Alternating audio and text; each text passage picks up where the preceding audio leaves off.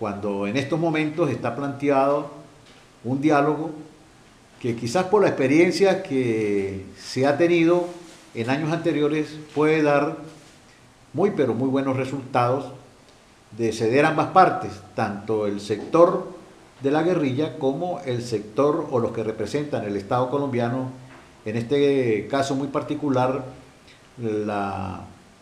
la disponibilidad que tenga el gobierno de Santos de aceptar equitativamente este diálogo que está proponiendo muy particularmente la FARC y el ELN.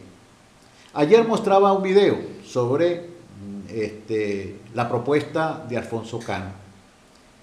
En el año 2000, en diciembre del año 2000, me fue publicado un libro titulado Globalización y Plan Colombia, ese que ustedes están viendo ahí. Ese libro plantea toda una situación que ha tenido la historia de la rebelión, de la insurgencia, del movimiento revolucionario en Colombia y en algunos sectores de América Latina. Y como estamos hablando de las posibilidades de diálogo de paz, esa guerrilla ha propuesto en muchas oportunidades ese diálogo, ha intentado legalizarse, pero tal y como lo venía diciendo, la oligarquía colombiana no ha permitido esa situación. Ejemplo de eso fue cuando muchos de los guerrilleros se incorporaron a ese movimiento denominado la Unión Patriótica, participó de los procesos electorales y terminaron matándole casi la mayoría de los dirigentes, lo que los llevó otra vez a replegarse hacia las montañas e incorporándose nuevamente a la guerrilla. Pero esa guerrilla tiene un origen y tiene una historia, que es lo que estamos develando hoy. Algunos historiadores colombianos indican en sus respectivos análisis que la guerrilla colombiana se remonta al año 1901. Incluso comentan que para esa época se conocían algunos jefes guerrilleros con un gran liderazgo nacional, entre los cuales se encontraba un líder rural de nombre Tulio Barón. Los campesinos de Colombia lo admiraban y respetaban por sus actitudes valientes y su lucha contra la injusticia. Le componían inclusive poemas y canciones para resaltar su personalidad y su lucha social. Esa guerrilla, aparentemente entonces, según los historiadores colombianos, nace en el año 1901 y es una guerrilla eminentemente rural. Luego viene a alimentar ese movimiento guerrillero una huelga que fue muy famosa en Colombia, denominada la huelga bananera, que parte de esos hitos comienzan con el estallido de una huelga bananera en el año 1928. Es una huelga sin dirección sindical, no hay sindicatos. La compañía norteamericana no le permitía y en el pliego de peticiones precisamente se exigía que la empresa reconociera que es empleadora, que tiene trabajadores. La huelga se dirigía también contra el régimen de los contratistas, régimen que permitía la explotación de los obreros sin límite de ningún tipo, sin ninguna forma de resistencia laboral organizada, donde los dueños de la empresa eran invisibles para evitar, en este caso, de esta manera, toda responsabilidad contractual.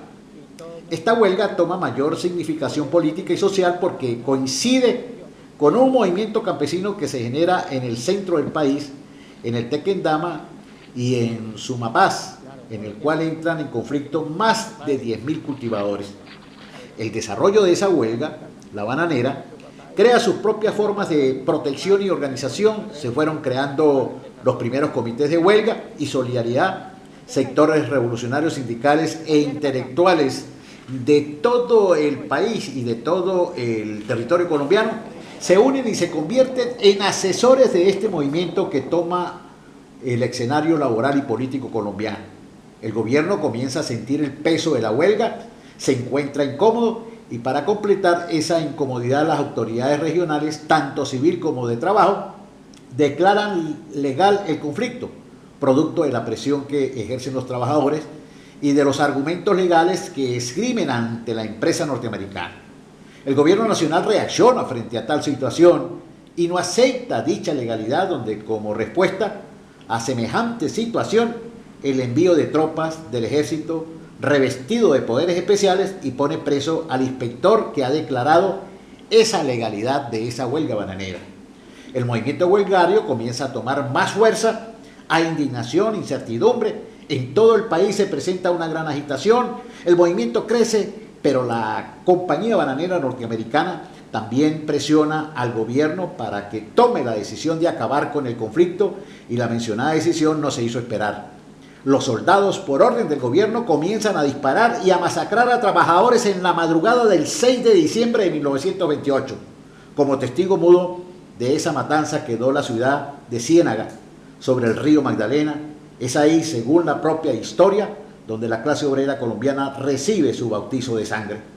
Entre el año 1930 y 1946, Colombia vive una relativa paz social en la llamada República Liberal. Se vive una especie de equilibrio económico. Pero recrudece la guerra con el asesinato de Gaitán. Esa lucha campesina, que no es otra que la lucha guerrillera colombiana, así lo indica la historia, toma mayor fuerza en Colombia con el asesinato de Jorge Eliezer Gaitán el 9 de abril de 1948, hecho ejecutado por Juan Roa Sierra, quien le dio 3 disparos, todos mortales, uno en la cabeza, el segundo en la espalda y el tercero en los riñones. Jorge Eliezer Gaitán era el líder que en ese momento aglutinaba a los comunistas, a los socialistas, a los sectores descontentos liberales, conservadores, a los campesinos, a los trabajadores.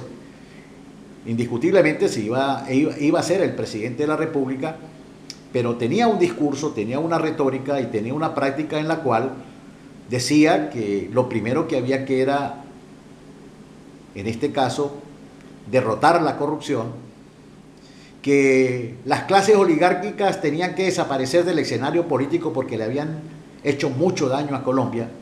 Hablaba de la justicia social, hablaba del bien común, hablaba de que había que eliminarle los privilegios económicos y los privilegios políticos a la oligarquía y que al fin y al cabo iba a ser un gobierno popular de amplitud para que los colombianos pudiesen realmente disfrutar de un gobierno profundamente democrático.